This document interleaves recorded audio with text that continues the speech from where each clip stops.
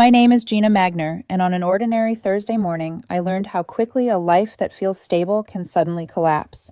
I had been with my company for 6 years, building a solid career in product management, proud of the teams I led and the products we launched. When the new parent corporation acquired us, there were rumors of restructuring, but no one really thought an entire division would be wiped out. Yet there I was, at 10 a.m., sitting across from an HR representative who could barely look me in the eye, while she explained that the entire product department was being eliminated. 73 people were losing their jobs, and I was one of them. It wasn't personal. It wasn't about poor performance. It was business, brutal, impersonal corporate business. But the fact that it wasn't my fault didn't stop the shock from hitting like a punch to the chest. By 11 Hozier a.m., my desk was packed into a flimsy cardboard box that felt far too small to hold 6 years of my life. By noon, I was sitting in my car in the parking garage, staring at my phone, trying to process everything, while deciding who to call first. I chose the person I believed would give me comfort, my boyfriend Caleb. We had been together for over a year, long enough that I thought we understood each other long enough that I believed he cared about more than appearances. He answered casually, chewing food clearly out at lunch.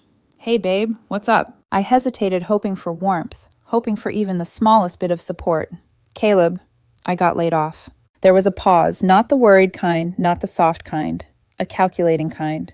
"What do you mean laid off?" "The acquisition," I explained. "They cut the whole product team." More silence, longer than before.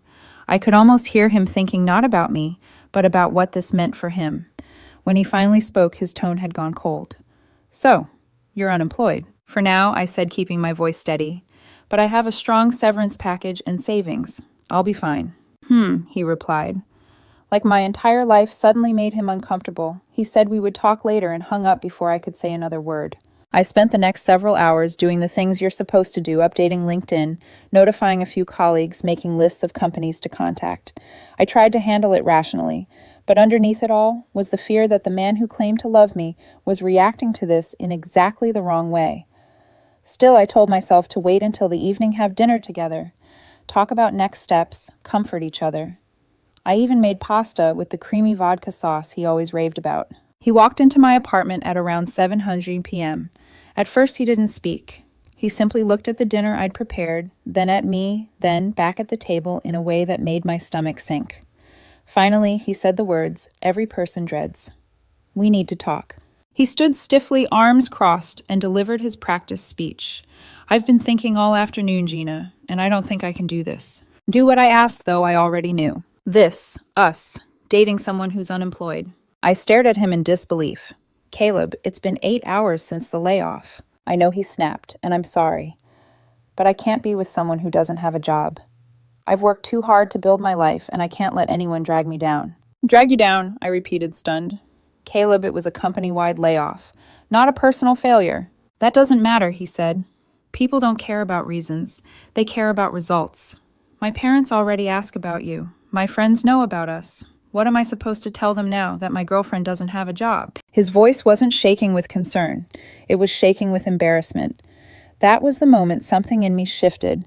I suddenly saw every red flag I had brushed aside, how obsessed he was with other people's opinions, how he judged coworkers who earned less, how he exaggerated his own achievements to impress others, how he treated status like a currency. I realized he didn't love me. He loved the version of me that made him look successful. "You're embarrassed," I said quietly. He scoffed. "Don't twist this. I just have standards, Gina. You know how hard I've worked. I can't date someone who's suddenly this." I didn't even ask what this meant. I already knew.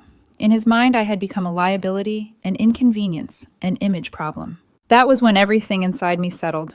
I felt no anger, no tears, only clarity. "You're right," I said calmly. He blinked, confused. "What?" "You're right.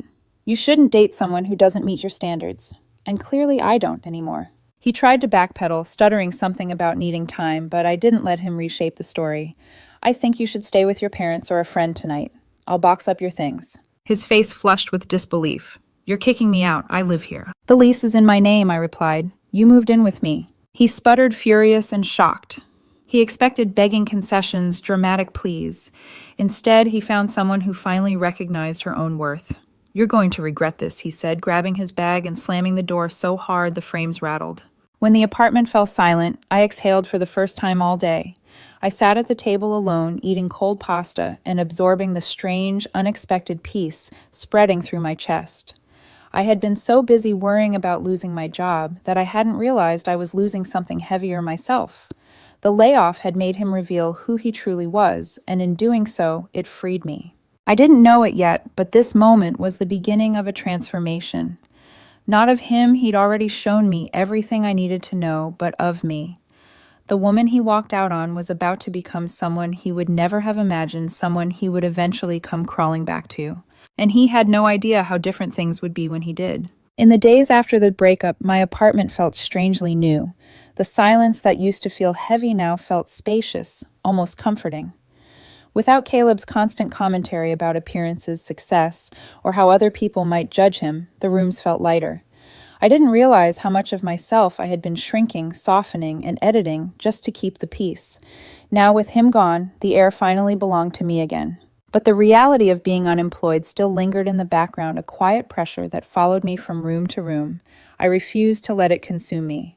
I treated my job search like a full-time job, waking up early, making coffee, setting up my laptop at the dining table, and diving into applications. The severance package gave me breathing room, and my savings were untouched. As long as I stayed focused, I'd be fine. Within 3 weeks, I had 2 promising leads. Both were respectable companies with solid reputations, but neither felt like the kind of career leap I truly wanted. I kept pushing, kept networking, kept reminding myself that I had built my career on more than luck. Then, in the 5th week, something unexpected happened. I received a message from a recruiter representing one of the most prestigious companies in the industry, the kind of company people dream about, the kind Caleb had applied to twice before meeting me, twice rejected, the one he couldn't stop talking about, the one he insisted he deserved to work at someday. The email from the recruiter was short and almost casual. "Hi, Gina. We reviewed your background and believe you'd be an excellent fit for a senior strategy role. Would you be open to a conversation?" At first, I thought it was a mistake. I had applied months ago and assumed the application disappeared into the void like so many others. When I opened the job description, Director of Product Strategy, I almost laughed. It was 2 levels above my previous role. I reread it 3 times, waiting for the universe to tell me I misread something. But no, it was real. The initial phone screen went smoothly. So did the first virtual interview. By the second round, I began to sense something I hadn't felt in a long time: momentum. People weren't just interested, they were impressed.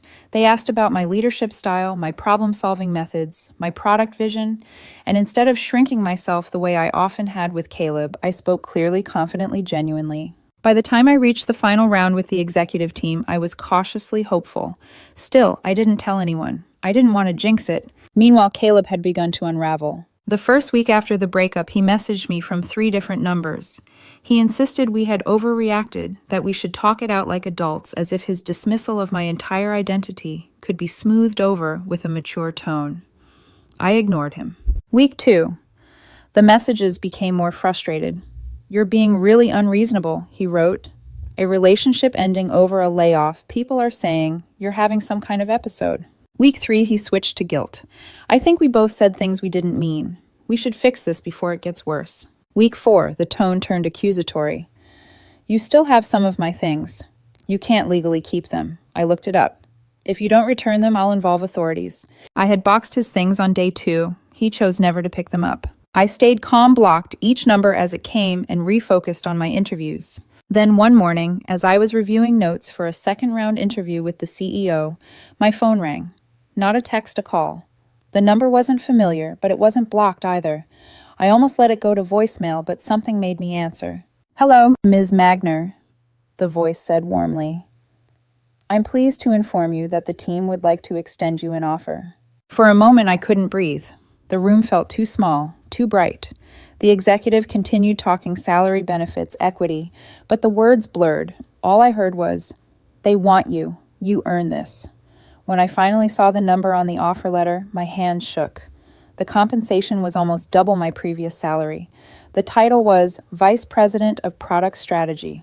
I accepted before the ink metaphorically dried. For the first time since the layoff, I felt the ground return beneath my feet, not because of the title or the money or the prestige, though all of it mattered, but because I knew deeply that this achievement was mine.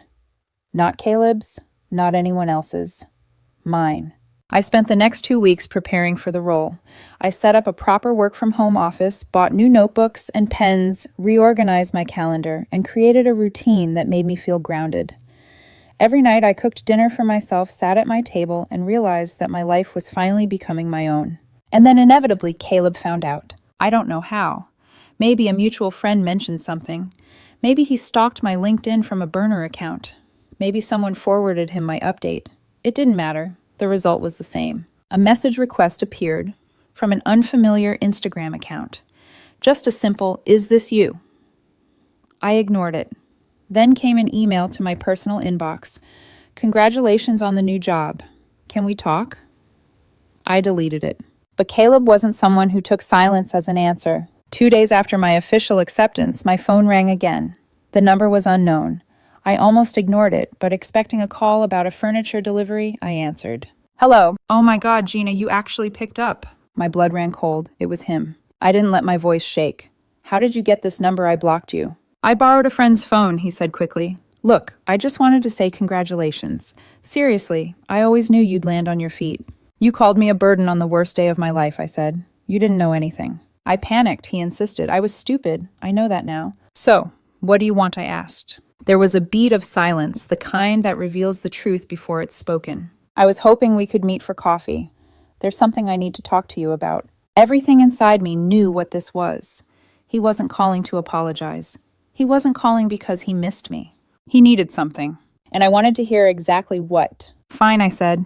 "Tomorrow, 3 p.m., the cafe near my old building." "I'll be there," he said quickly, almost desperately. When the call ended, I sat very still, hands folded, breathing evenly. It was the first time I realized something important. I wasn't nervous anymore. I wasn't afraid. I wasn't angry. I felt nothing, and sometimes nothing is the most powerful feeling in the world. The next afternoon, I arrived at the cafe 5 minutes early.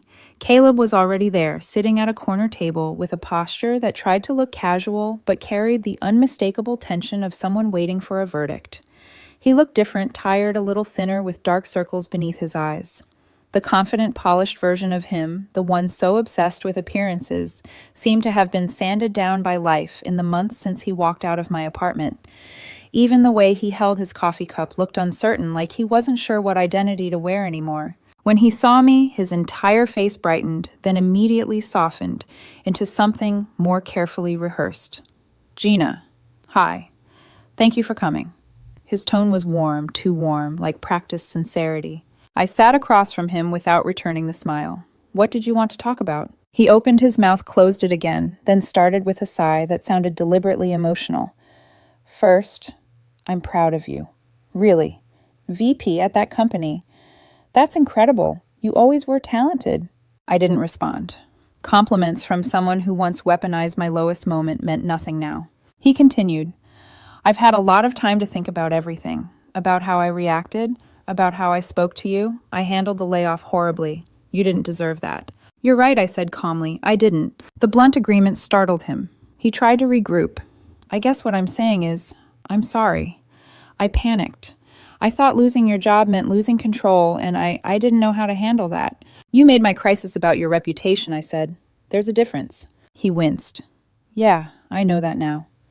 He hesitated, and for the first time I noticed his leg bouncing under the table. "Look, things have been harder than expected on my end." I waited. "I had some financial setbacks," he said, pretending to laugh at himself. "You know how life can pile on sometimes." I said nothing, letting the tension stretch. He continued. "After we broke up, I tried to keep things together. But my car payment, credit cards, student loans, everything hit at once.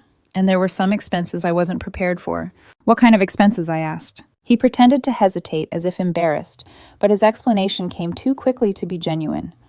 "Well, after we split, I took a trip with the guys. I just needed to clear my head. It wasn't cheap, and then other things came up. I guess I got a little carried away." "So you went on vacation while drowning in debt," I said flatly. "It wasn't like that. I needed a break." He leaned forward, lowering his voice as if the intimacy might soften me. "And then my salary got reduced. Company-wide adjustment. They're cutting bonuses this year too. It's been rough. Caleb, I said calmly, what do you actually want? His shoulders sagged and the mask finally fell away. I need help, he said quietly. Financial help. There it was, the truth sitting between us like a stain spreading across the table. How much I asked, though, I already knew the number would be large. He swallowed. 8,000 would be enough to get me completely back on track. But honestly, even 5 would make a huge difference. Just alone. I'd pay you back, I swear. For a moment he looked hopeful, so hopeful it almost felt cruel to watch. But cruelty wasn't what I felt. It was clarity. Caleb, I said evenly, I'm not giving you money. His expression collapsed. What? Why not? You walked out on me when I needed support the most. You didn't hesitate. You weren't confused. You were embarrassed.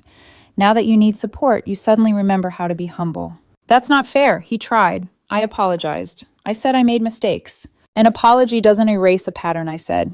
You didn't judge me based on a temporary setback. You judged me based on what you thought I no longer offered you. He ran a hand through his hair, clearly unraveling. Gina, please. I wouldn't come to you if I had anyone else. My parents already helped me, and they're disappointed in me. They're not willing to bail me out again. So you came to the woman you abandoned, I said. His eyes glistened, not from genuine emotion, but from fear. This could ruin my credit. I could lose my car. I might even... He stopped, swallowed hard. Please. I'm asking you as someone who once loved you. No, I said firmly. You're asking me as someone who once benefited from what you thought I offered. There's a difference. Why are you being so cold? He demanded, voice cracking.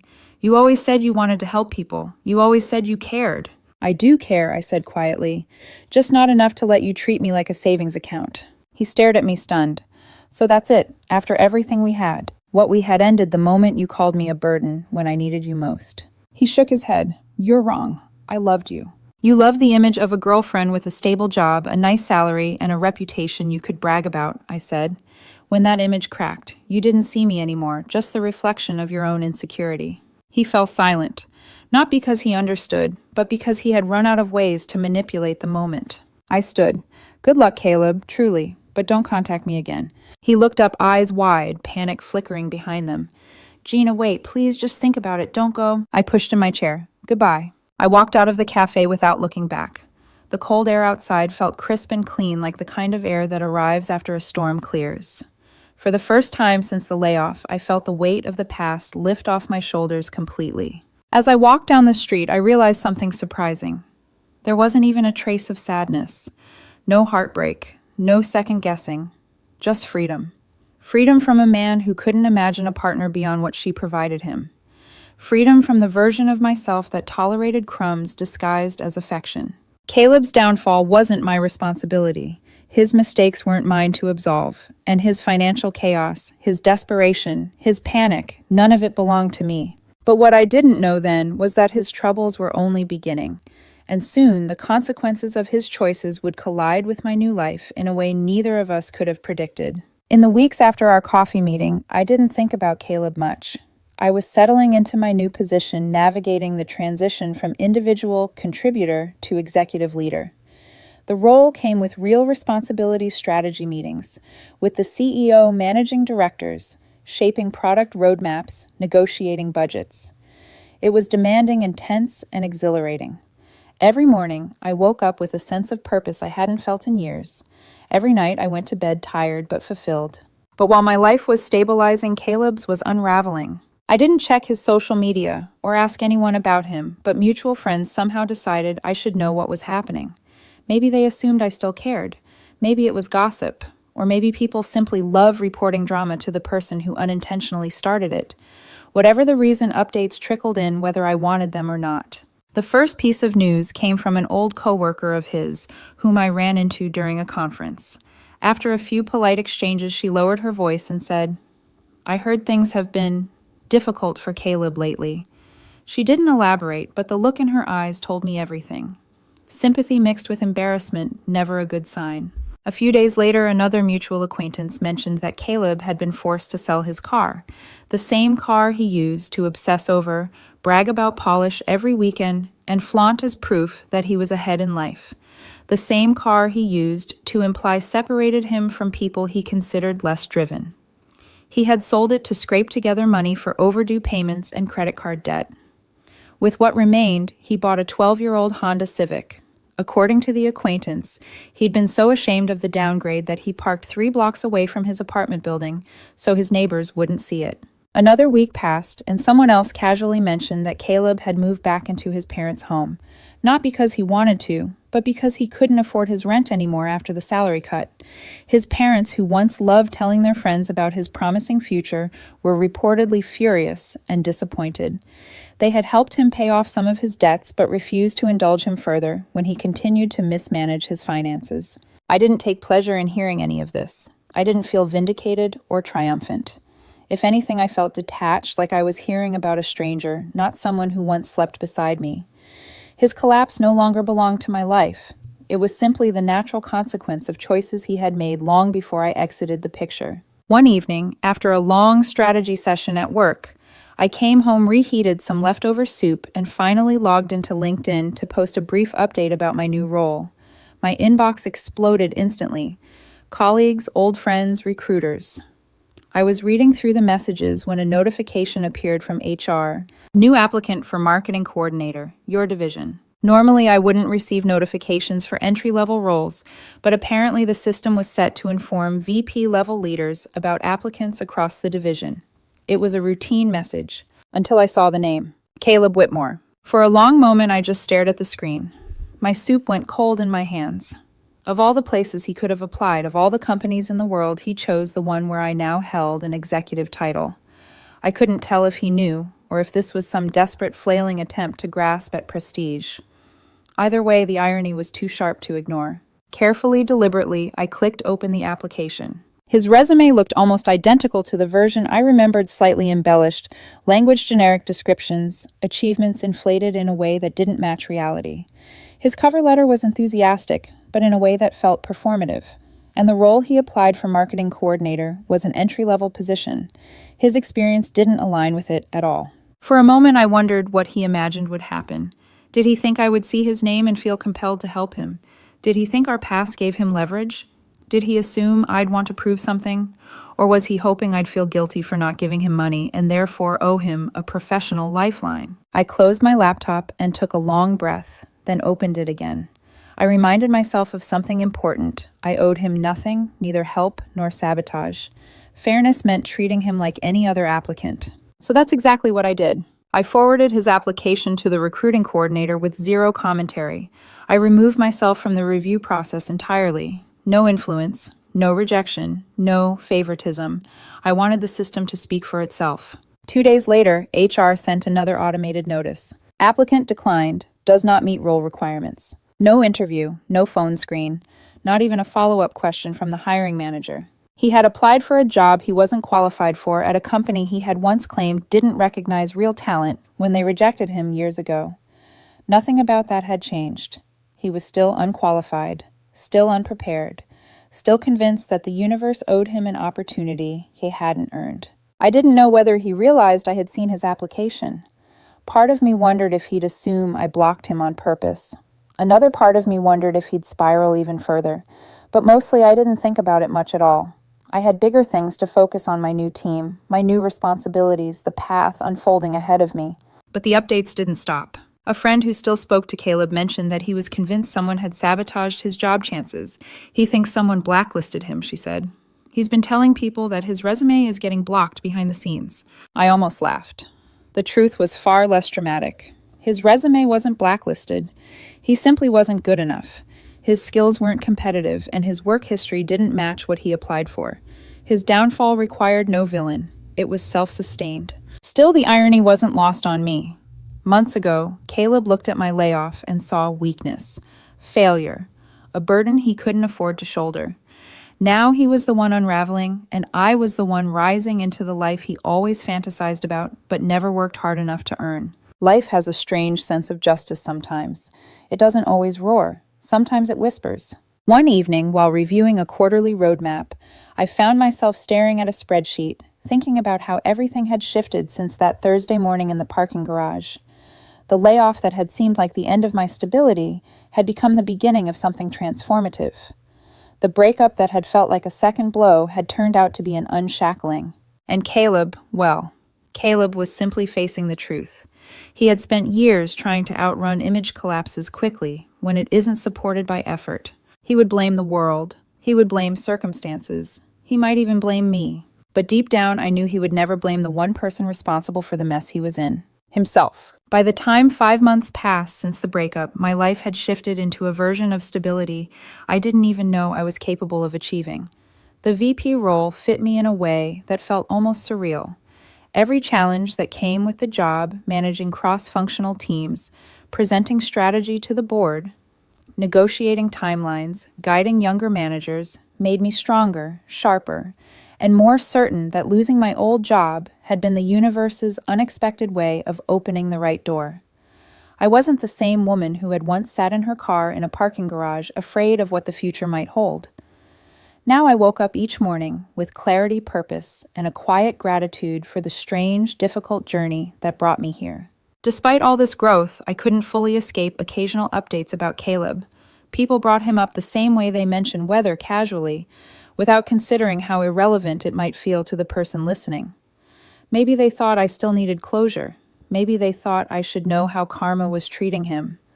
Or maybe they simply enjoyed the drama. I never asked for these updates, but they came anyway, floating into my awareness like uninvited reminders. The story was always the same. Caleb was struggling. Some days it was the financial fallout, his credit score dropping, more missed payments, his parents refusing to loan him more money. Other days it was the emotional deterioration.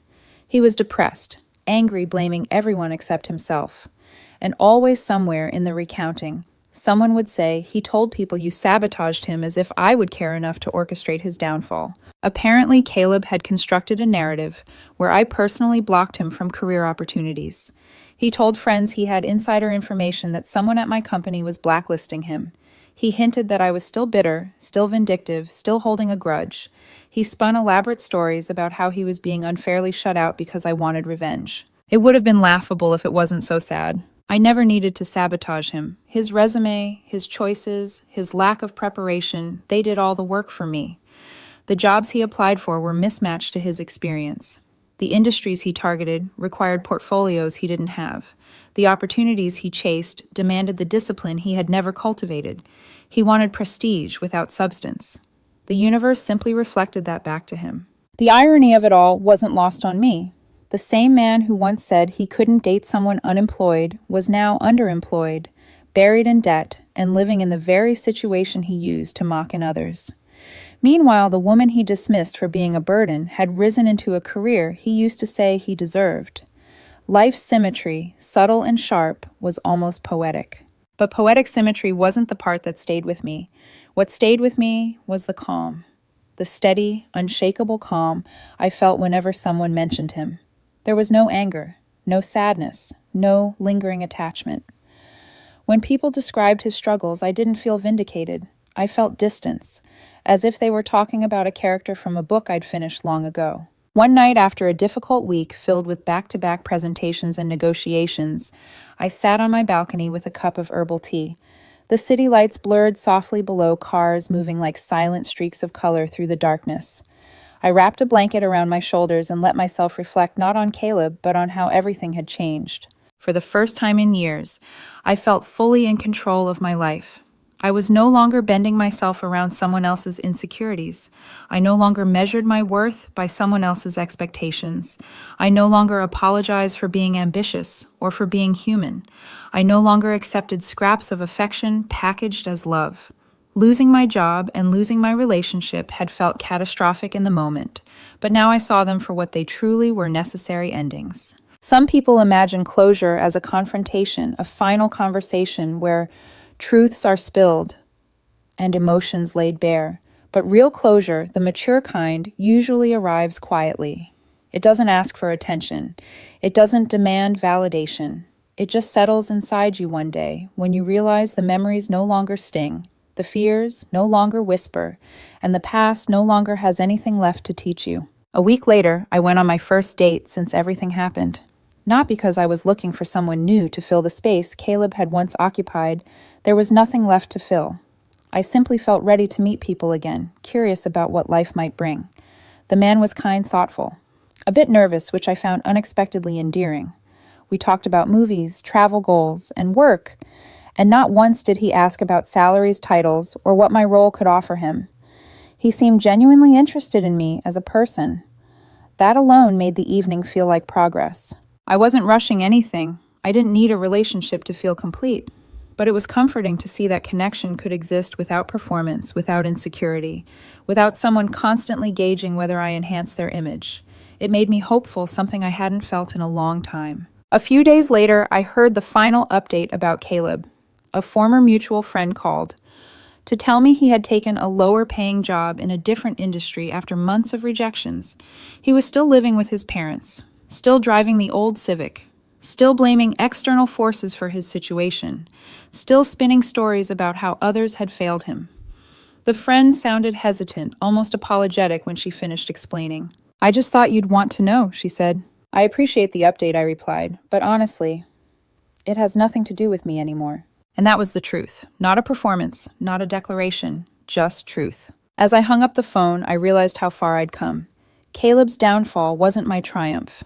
My success wasn't his punishment. We weren't connected anymore, not through love, not through resentment, not through obligation. Our stories had diverged completely, and his path was no longer something I felt responsible for or affected by. The only thing that mattered was what I had learned along the way. I learned to trust my instincts. I learned that a partner should be a teammate, not a critic. I learned that love requires empathy, not ego. I learned that losing something can be the first step toward gaining something better. And most importantly, I learned that people show you who they are in the moments that test them. When Caleb looked at me on the worst day of my life, he didn't see a woman deserving compassion. He saw an obstacle to his image. And when he came back months later asking for money, he didn't see a person, he saw a resource. Understanding that changed me. It made me more selective, more grounded, more whole. Not harder, not colder, just wiser. As I looked out my balcony window that night, watching the skyline glow against the darkness, I felt a quiet certainty settle into me. I was exactly where I needed to be. Not because everything had gone smoothly, far from it, but because everything had unfolded in a way that pushed me toward myself. If anyone asked me now for advice, I would tell them this: when someone shows you their true character, believe them. When someone turns their back on you during your darkest moment, let them walk away. And when life knocks you down, don't assume the fall means failure. Sometimes it means you're being repositioned for something greater. I didn't plan revenge. I didn't orchestrate karma. I simply kept moving. And somehow, through all the